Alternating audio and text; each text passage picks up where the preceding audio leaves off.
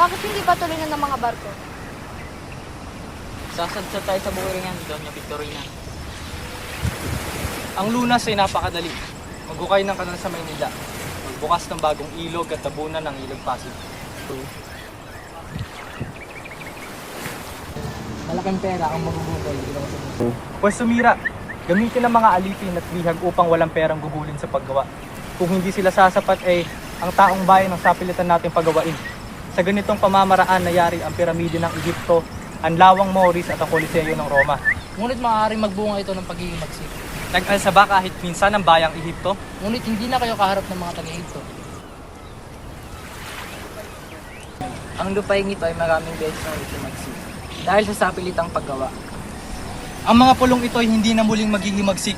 At kayo, Padre Salvi, ano ang silbi ninyong mga prayle kung sakaling maghimagsik ang taong bayan? At huwag kayong gumawa ng mga pangangatwirang pawang katunggakan. Siya ay napakawalang utang na loob at talakayin pa ang mga bagay na ito sa vapor paman. At maaari ko bang isulat ang tungkol sa bagay na yan? Pilitin ng lahat ng bayan magkakatabi na mag-aalaga ng bata at mga high flyer sa pamamagitan ng panginginahin ng susong maliliit ang pagpapalalim ng wawa. At maaari ko bang isulat ang tungkol sa bagay na yan?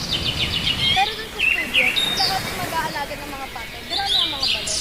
Kapag tayo matapunan na lang ang wawa kaysa magkaroon ng maraming nakakalimutan.